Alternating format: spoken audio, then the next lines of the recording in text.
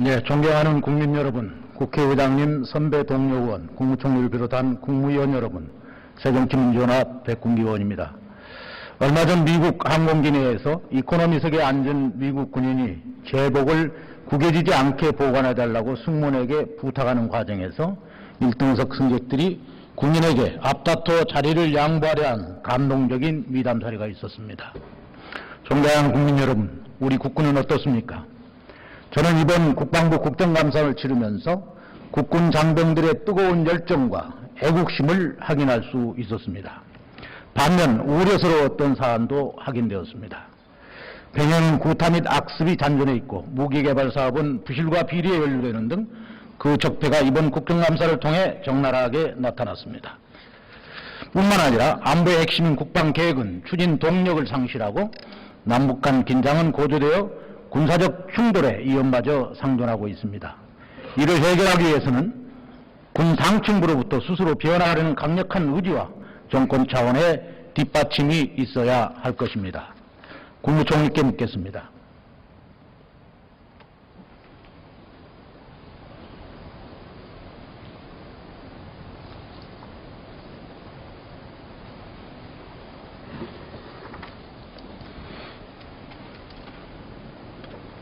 네, 총리님 안녕하십니까.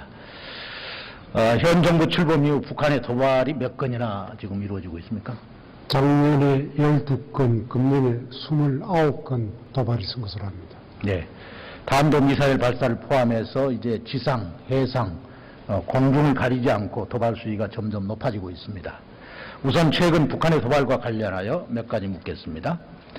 지난달 10일 대북전단 관련 남북 간 총격전이 있었습니다. 우리 정부는 표현의 자유를 존중하며 대북전단은 막을 근거가 없다라고 말하고 있습니다.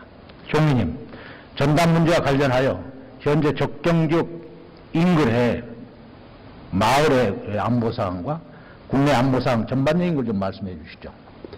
예, 북한은 그 민간 단체 대북전단에 대해서 사격을 실시한 바 있고 그 이후에도 기구에 대해서 조준 타격 등 공격을 하겠다는 의사를 표명을 하고 있습니다. 우리 정부는 국민의 안전을 위해서 만반의 대비태세를 갖추고 있고 충돌이 취소화되는 노력도 병행하고 있습니다. 하여튼 지역 주민들은 불안감이 좀 있겠죠. 네.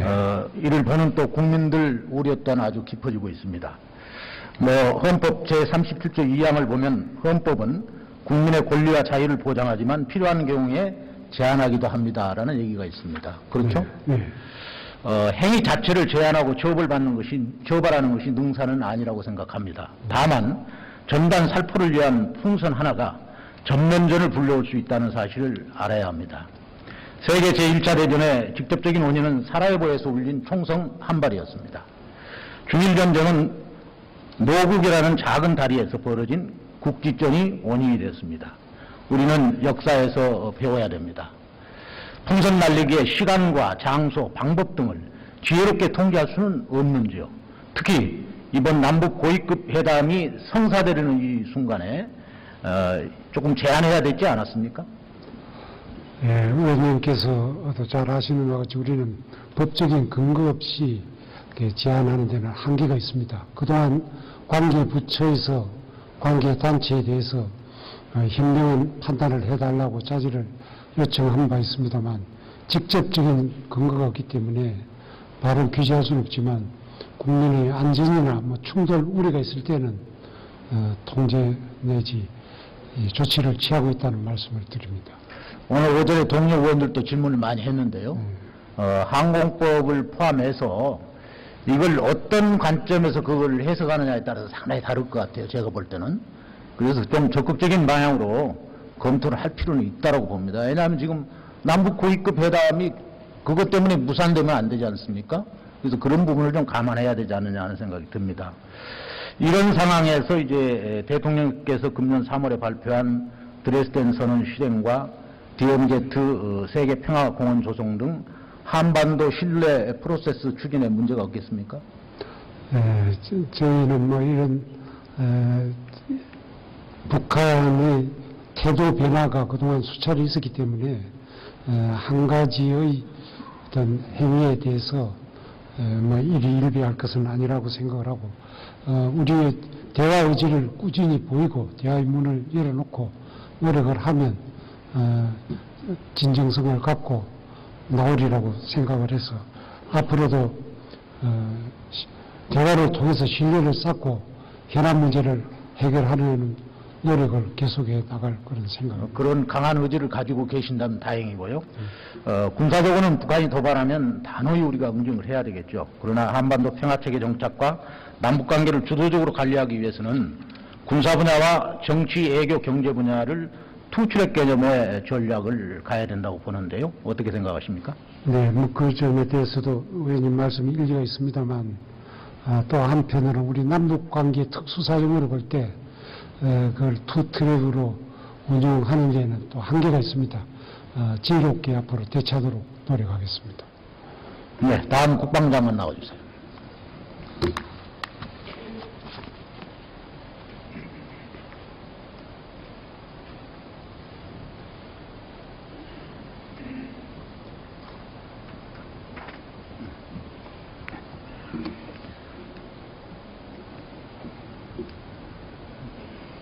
지난 10월 7일 북한 경비정 침범 당시 서해 NLL 부근에서 일어난 교정 간 대응 사격에 대한 질문 몇 가지 하겠습니다. 당시 우리 해군은 대응 매뉴얼에 따라 격파 사격을 했다고 발표했죠. 네, 그렇습니다. 그 뒤에 언론에서는 이제 조준 사격, 파괴 사격, 뭐 군수 내부도 일부 좀 혼란스러웠어요, 초전에. 그리고 국민들도 아마 혼란스러운 용어가 많이 사용이 됐습니다. 어떤 것이 정확한 용어입니까? 합참의 작전 얘기에는 경고방송, 경고사격, 대응사격이라는 용어와 개념에 따라서 대응하도록 되어 있는데 그동안 해군에서는 대응사격을 격파사격이라는 용어로 계속 써왔고 또 공군은 격추사격 이런 것들로 써서 이해 혼란이 있었는데 앞으로 그런 점에 유의해서 그 용어를 육해공군이 동일하게 대응사격에 해당하는 용어를 정립해서 쓰도록 그렇게 검토하고 있습니다. 그래서 이 교전의 의도에 따라서 좀 용어를 잘 정리할 필요가 있다, 저는 생각합니다. 네. 당시 우리 해군의 경고사격에 북한이 대응사격을 해옴에 따라서 해군이 76mm, 40mm로 90여 발을 쐈죠. 해군의 대응사격 의도는 명중시킬 개념으로 사격한 조준사격이었죠. 뭐 대응사격은 기본적으로 그렇습니다. 적 함정의 피해 결과는 어떻습니까? 함정의 피해 결과는 확인된 바가 없고 그 함정이 어선 사이로 이렇게 회피해서 북상했기 때문에 더 추가적인 사격을 못한 것입니다. 영상 촬영해 놓은 거 없습니까? 그것은 제가 좀 확인이 좀 필요한 부분입니다. 또 의아스러운 것은 이제 사격 탄종이 충격 및 근접 폭발탄, 소위탄이었는데요. 명중시킬 의도로 했다면은 철갑탄을 사용을 해야 됐지 않았습니까? 그 해군이 그 여러 탄종을 비율을 놓고서 이렇게 장전해 놓고 있어서 그것을 그대로 이제 사격을 했기 때문에 그런데 그 당시도 고폭탄이나 철갑탄 등이 일부 들어간 걸로 저는 그렇게 보고를 받고 있습니다. 뭐 합참 확인할 때는 그런 부분이 없었는데요. 다시 한번 확인해 주시기 바라고요. 예, 알겠습니다. 명중시킬 개념으로 사격을 했다면 현장에서 완전히 말 그대로 격파 사격, 격파를 해야 되는데 그렇지 못한 거에 대해서는 동의하시죠? 아마 해군은 그런 의도를 가지고 사격을 했는데 그 76mm나 40mm 함포의 명중률이라든지 이런 여러 가지 또 거리 이런 걸로 인해서 저희들이 요망 효과를 확인하지 못했음을 다시 한번 말씀 올립니다. 하여튼 훈련을 철저히 해주시기 바랍니다. 그리고 10월 18, 19일에 DM 춘의 도말 관련 사항인데요. 이것은 유엔사 정전에 위반한 사항이죠? 저희들로서는 적이 그 MDL을 근소하게 월경한 것으로 이렇게 판단을 해서 작전부대가 대응 사격을 한 것입니다. 어떻게 재발 방지를 위한 군정위에 의뢰를 했습니까? 예, 군정위에서 북측에도 그 정전협정 준수에 필요한 여러 가지 사항을 촉구를 하고 이렇게 했습니다. 조치를 했습니다. 네. 다시 종인 한번 나오시죠.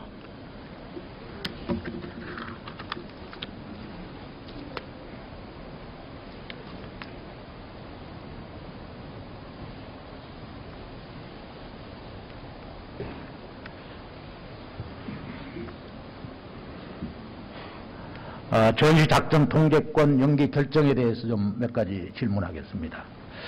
안보와 관련된 대부분의 정보는 우리 정부가 가지고 있고 이번 전작권 한수 연기도 그것을 바탕으로 결정한 것으로 봅니다. 물론 국가안보는 1%의 불확실성이 있다 하더라도 그게 대비하는 것이 정방향이죠. 네, 그렇습니다. 본 의원도 그걸 동의하면서 다만 그것을 결정하는 과정과 절차, 정부의 의지가 문제가 있음을 몇 가지 지적을 하려고 합니다. 총리님, 전작권을 언젠가는 인수해야 된다는 당위성은 인정하시죠? 네, 그렇습니다. 네. 그렇다면 걱정되는 게 좀 있어요. 1차 연기 때에도 사실은 안보 상황과 우리의 준비 부족이 큰 이유였지 않습니까? 네, 그런데 1차 연기 이후에 참여정부 시절 연평균 8.7% 인상했던 국방 예산은 5.3%대로 떨어졌거든요. 네. 그거 기억하시죠? 네, 전작권 전환을 위한 준비로 국방 계획을 현 대통령께서는 8.9%의 예산 증액이 되어야 된다 이렇게 하시고 결재를 하신 거거든요. 네. 그거 알고 계십니까? 네, 금액 수상으로는 증가한 것으로 알고 있습니다만, 전체 우리 이 경제 규모가 커지다 보니까 거기에 대한 비율은 다소 낮아진 것으로 알고 있습니다. 그러나 좀 더 확대해 나가야 된다고 생각을 합니다. 본 의원이 생각할 때는 현재와 같이 4 내지 5%대 증가 가지고는 또 연기할 수밖에 또 없습니다. 그때 안 됩니다. 또 절차상의 문제인데요. 대통령께서는 대선 공약사항으로 전작권 전환을 천명하셨고 작년 5월 7일 한미 정상회담에서 연기에 대한 논의가 오갔습니다. 맞죠? 작년 원론적인 얘기가 오간 것으로 저는 기억하고 있습니다. 그리고 나서 이제 금년 상그렐라 장관회담에서 우리가 연기를 제안했고 그것이 이번 SCM에 삭정이 됐는데요. 대선 공약은 파기가 된 것이죠. 공약의 파기라기보다는 지금 조건이 아직 맞지는 않으니까 조건을 우리가 빨리 갖추고 전작권 원래 약속대로 넘겨받는 것으로 이해해 주시기 그건 인정하는데 네. 여하튼 공약 자체는 지금 파기가 된 거 아닙니까? 파기라기보다는 연기를 했다고 이해해 주시기 바랍니다. 아니 한수를 하겠다고 했는데 네. 연기를 한 거니까 그 자체는 지금 안 되는 거 아니겠습니까? 그대로 원래 계획대로 지키지 못한 것은 사실입니다. 네, 우리 장관 나와주세요.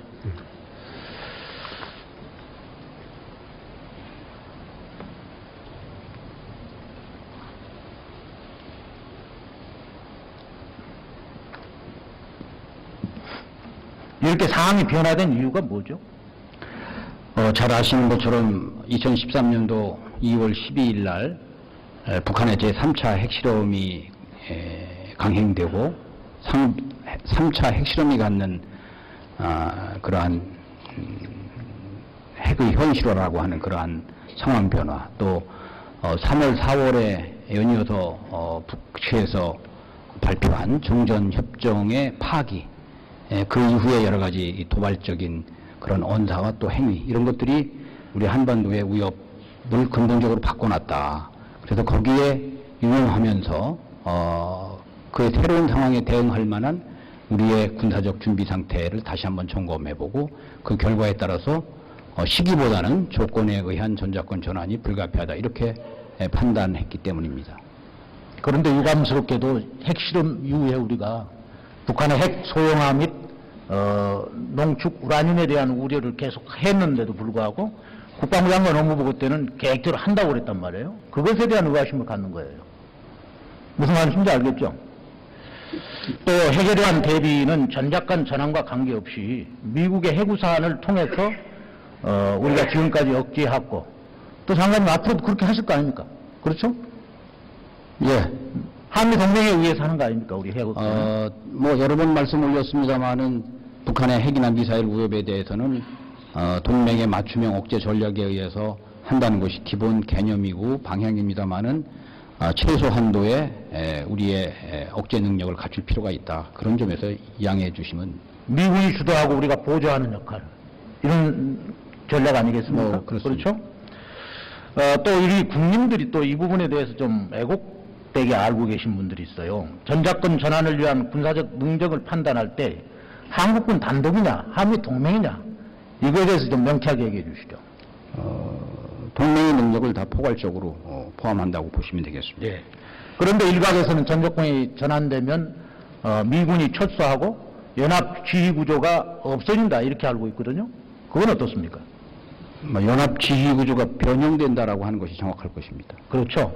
그러니까 미군은 그대로 한국의 상호 방위 조약에 의해서 충실히 방어 임무를 수행하고 연합 지휘 구조는 한국 주도 미국 보조로 이렇게 바뀌는 거죠. 예, 대개 그런 방향으로 바뀔 것으로 봅니다. 네. 하여튼 가능한 빠른 시일 내에 전작권 전환 논란을 불식시키는 노력이 필요하다고 봅니다. 정부는 물론이고 우리 국민 모두가 전작권 무기한 연기가 문제의 끝이 아니라 시작이라는 인식을 가져야 하겠습니다. 장관님 공감하십니까? 예, 저 큰 틀에서 의원님 말씀에 공감합니다. 국방계획은 그 추동력을 잃고 있습니다. 우리 군은 계획된 전력 증강을 지체되는 상황하에서 이미 상당한 병력 감축과 부대 해체를 진행했죠. 예, 일정 수준 진행이 됐습니다. 장관, 국방계획을 성공적으로 추진하기 위한 필수 요건이 무엇입니까? 가용 재원이 되겠습니다. 가용 재원이죠. 국방계획 로드맵을 보면 병력 감축과 전력화 시기, 간부 중원, 부대 개편 등의 목표 연도가 각각 지금 상이하게 되어 있던데요. 거기에 대한 견해는 어떻습니까? 그래서 기본적으로 국방개혁은 전력 증강과 감축이 최소한 선후가 되거나 병행해서 이루어야 된다 이렇게 생각하고 있습니다. 하여튼 가용 재원은 부족하고 군의 의지와 달리 목표 연도를 뒤늦게 이제 조정하다 보니까 그런 일이 일어나는데요. 대표적인 사례로 경기도에 위치한 모 부대는 기갑부대가 장갑사도 없이 부대 개편을 수행할 수밖에 없었고 2012년을 목표로 추진한 병행생활관 개선 사업은 막대한 예산을 투자하였음에도 불구하고 병력수 대비 52%, 계획 소요 대비 70% 수준에 머물고 있죠. 예, 일단의 조치를 해야 되지 않습니까? 네, 그렇습니다. 장관님, 군피하라는 용어를 듣고 무슨 생각이 듭니까? 정말 대다수의 장병들, 직업군인들 그 본연의 임무에 헌신하고 있는데 일부에서 그런 일이 있어서 굉장히 참담하게 생각합니다. 우리 성향 문제인데요. 2억 원짜리 수중 음파 탐지기를 42경에 구입을 했어요.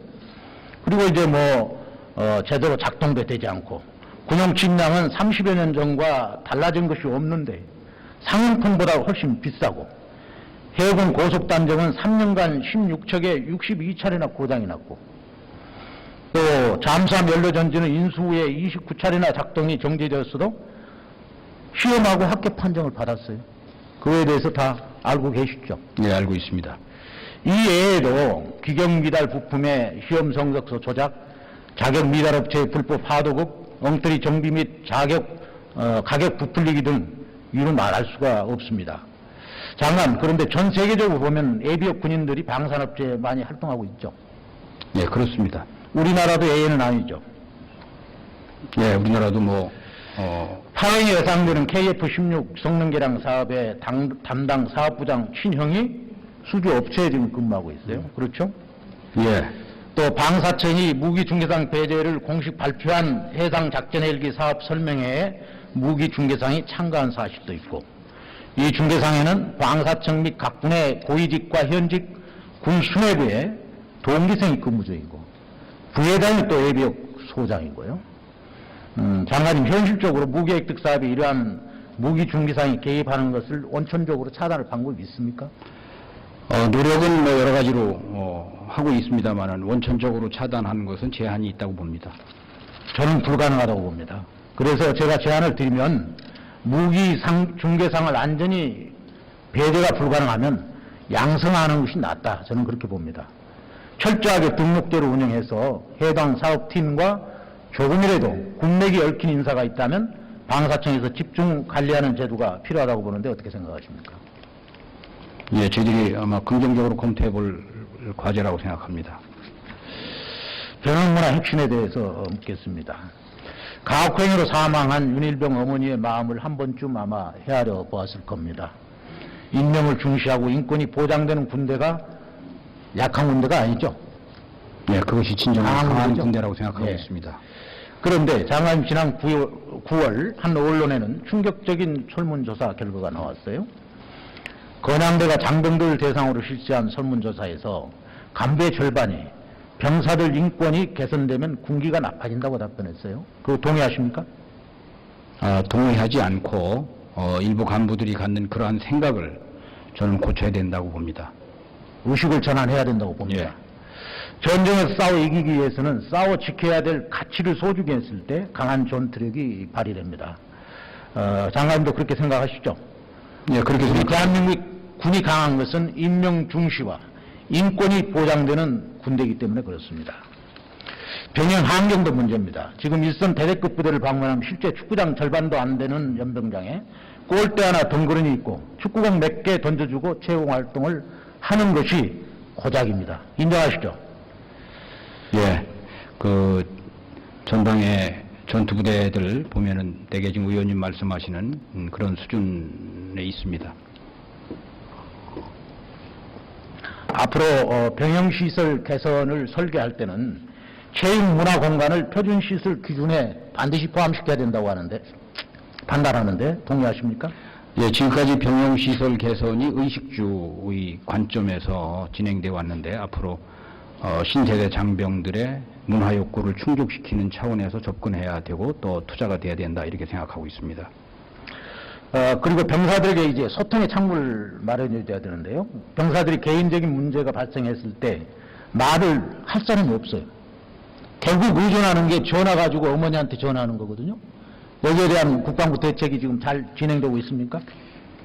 국방부가 병사들이 아플 때 아프다고 말하고 뭐 아프다는 건 마음이 아플 때도 있고 육체가 아플 때도 있는데 그렇게 말하고 그런 것들이 제때 치유돼야 하는 것이 아주 절실하다고 보고 있습니다. 그래서 여러 가지로 저희들이 뭐 상담관을 추가로 배치한다든지 또는 전화기를 확대한다든지 하는 그런 노력을 하고 있는데 기본적으로는 병사들이 자기의 지휘관들에게 그런 사실을 말하고 거기에서 자유로운 의사소통이 되고 문제가 해결되는 것이 촉경이라고 생각하고 그런 점에 지휘 노력을 경주하고자 하고 있습니다.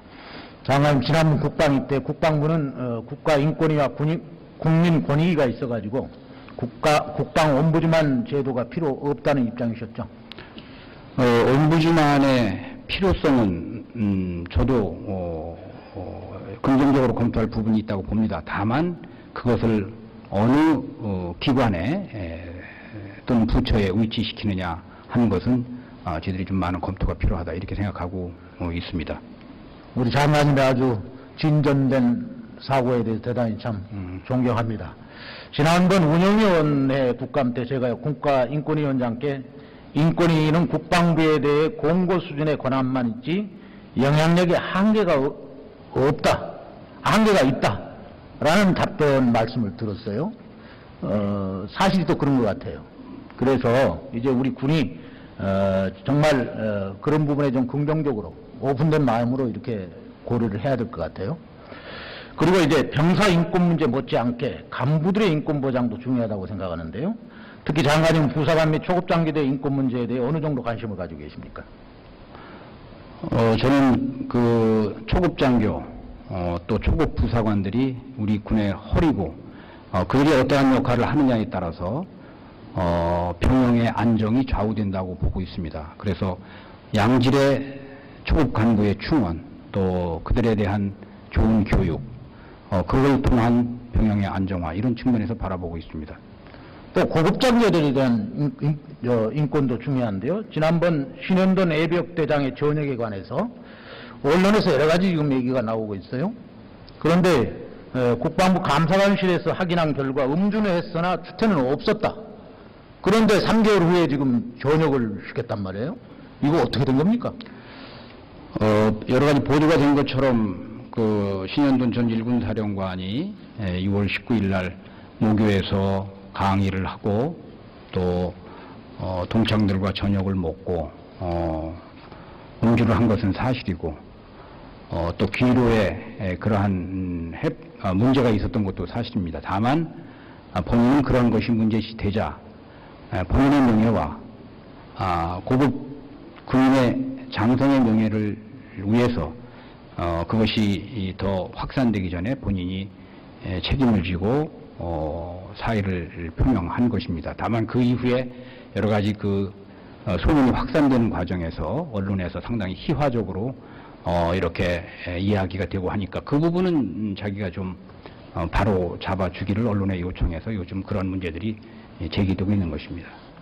그러면 장관님 확실히 얘기해 주실 게 본인의 자의에 의한 전역입니까? 아니면 어디 청와대나 이런 데서 전역을 시키라는 종용이 있었습니까? 본인이 그런 상황이 전개되는 것으로 알고 저와 대화 과정에서 본인이 그런 의사를 표명한 것입니다. 본인의 의사입니까? 예. 그럼 두 번 다시 다른 얘기가 안 나오겠죠? 본인이 지금도 전역에 대해서는 전혀 얘기가 없고 사실대로 자기를 평가해 주기를 바란다. 그런 정도의 차원에서 언론과 이렇게 대화를 하는 것으로 그렇게 알고 있습니다. 고급 장교들의 인권 문제도 대단히 고려해야 됩니다. 네, 그렇습니다. 장관 예, 들어가십시오. 그렇습니다.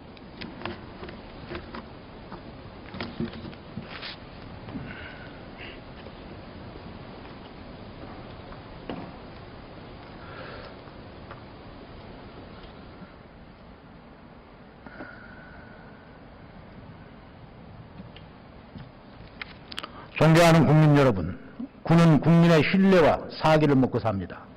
군은 이러한 신뢰가 그냥 주어지는 것이 아니라 국민으로부터 얻어내는 것이라는 점을 명확히 인식해야 됩니다.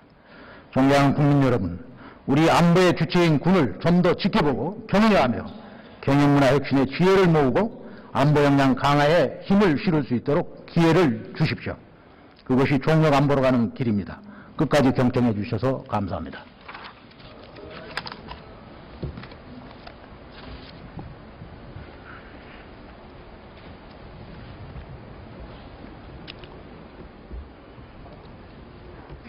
네, 백운기 의원 수고하셨습니다. 다음은 새누리당 비례대표 이상일 의원 나오셔서 질문해 주시기 바랍니다.